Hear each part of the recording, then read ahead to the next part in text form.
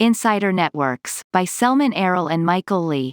Modern-day financial systems are highly complex, with billions of exchanges in information, assets, and funds between individuals and institutions. Though daunting to operationalize, regulating these transmissions may be desirable in some instances. For example, securities regulators aim to protect investors by tracking and punishing insider trading. Recent evidence shows that insiders have formed sophisticated networks that enable them to pursue activities outside the purview of regulatory oversight. In understanding the cat-and-mouse game between regulators and insiders, a key consideration is the networks that insiders might form in order to circumvent regulation, and how regulators might cope with insiders' tactics. In this post, we introduce a theoretical framework that considers network formation in response to regulation and review the key insights. A model of insider networks. In our model, agents benefit from successfully transmitting a good to others who can utilize it. The good can be a package, a vital piece of information, or even money. To make things concrete, suppose the good is insider information regarding a public company. Agents can form links with each other that allow them to transmit information. Importantly, transfers need not be direct. An insider can transmit the information indirectly through anyone in his network as long as there is a path connected to his co-conspirator. The figure below illustrates how, given a network, a sender can transmit to a receiver along two different paths. The regulator's goal is to detect and punish anyone in the network from trading on insider information, as allowing such could ultimately harm market fairness and efficiency. If the regulator could observe and process all transmissions, then he or she could more easily detect insider trading. But observing all trades involves loss of social liberties and privacy, as well as cost for gathering and analyzing large numbers of transmissions.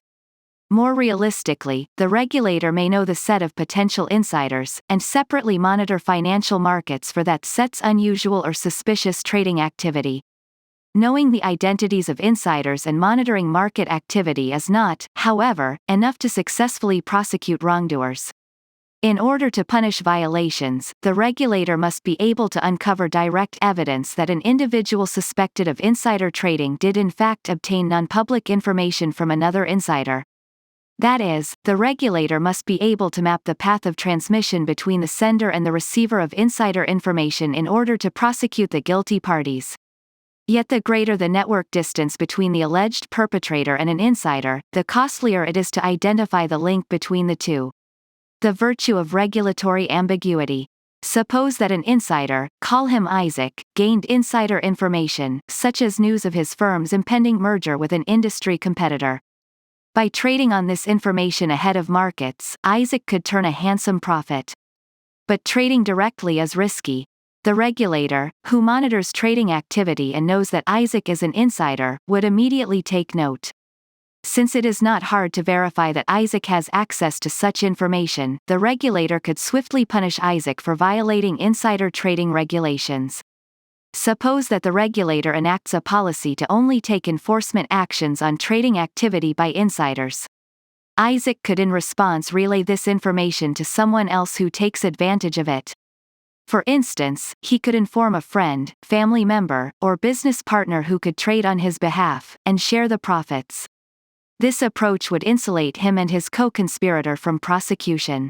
But knowing that Isaac is likely to share insider information with his close familiars, what should the regulator do? By expanding the scope of enforcement to include insiders' friends, family members, and business partners, the regulator can successfully go after Isaac and other insiders who attempt similar schemes. Though expanding the scope is expensive, the regulator would be in a better position to catch all violations. Can the regulator declare victory? Unfortunately not. Isaac, expecting the regulator to pursue enforcement based on trading activity by his close familiars, can take one step further. By relaying the information down an additional link, such as to an acquaintance of a friend, Isaac can, at a cost of diluting profits, avoid a regulator that only examines close ties. Of course, this likelihood would compel the regulator to increase the scope of enforcement. Following this argument to infinity offers one clear insight, that for any fixed enforcement strategy chosen by the regulator, insiders can successfully profit by transmitting the information along longer chains. Effectively, agents can game the system. The practice of using long transmission chains to obfuscate the relationship between the sender and the receiver is observed also in money transfers. Money laundering operations commonly involve layering, a practice of transferring through numerous accounts, that obscures a fund's source from regulators. In the context of capital controls, leaked documents referred to as the Panama Papers revealed an extensive network of offshore financial intermediaries and shell companies that helped conspirators evade regulatory scrutiny dating back to the 1970s. What is the optimal regulation of insider networks? An effective method for combating gaming is regulatory ambiguity, that is, choosing a policy that is deliberately vague. As long as Isaac does not know with certainty the extent and scope of the regulator's enforcement intensity, he cannot do just enough to escape regulatory prosecution. Our analysis suggests that authorities benefit from flexible, broad guidelines on which to base regulatory enforcement. Regulatory institutions have been criticized for only loosely defining what constitutes illegal use of insider information. In practice, broad rules governing insider trading have been augmented by courts to ultimately determine illegality on a case-by-case basis.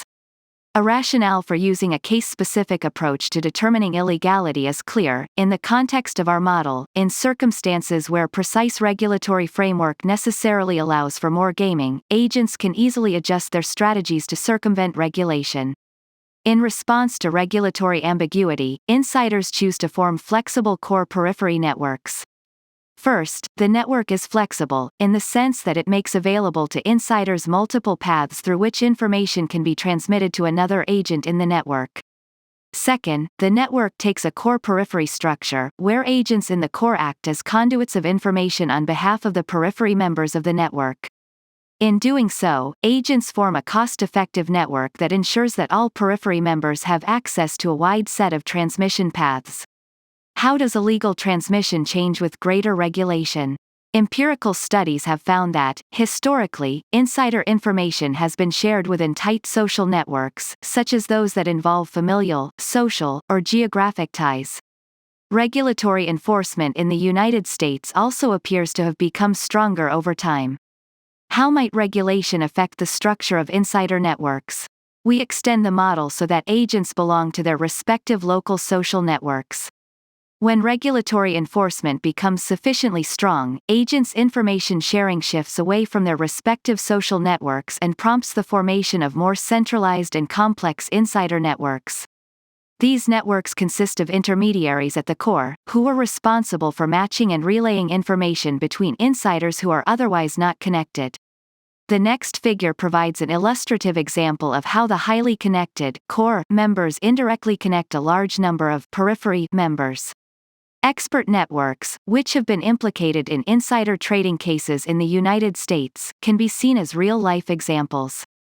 These networks are consulting intermediaries that specialize in connecting clients to experts in various fields, including but not limited to technology, media, medicine, law, and finance, reportedly at rates of up to $1,300 an hour. Providing clients with access to experts who may own proprietary information, the networks offer a conduit through which non-public information can be shared. These intermediaries have become a growing source of information to hedge funds, private equity firms, and other investment firms. What are the implications for regulatory policy? Our results suggest that strengthened regulatory and legislative initiatives may trigger demand for, and thereby the creation of, sophisticated networks that connect individuals who otherwise are not connected. Indeed, legislative and regulatory actions may have been at least partly responsible for the growth of the expert network industry in recent years. Regulation Fair Disclosure and the Global Analyst Research Settlements, enacted in the early 2000s, tightened governance on information disclosure and restricted insider information dissemination by financial intermediaries, who have historically been at the center of information diffusion.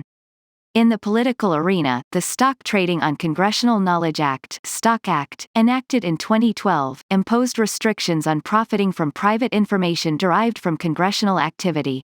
More recently, the European Union rolled out a legislative framework called MiFID II to improve market transparency that, among other things, bans banks from bundling transaction and research services.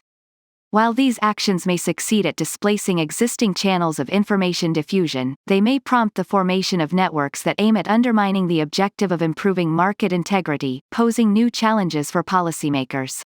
Selman Errol is an assistant professor of economics at Tepper School of Business, Carnegie Mellon University. Michael Lee is an economist in the Federal Reserve Bank of New York's Research and Statistics Group,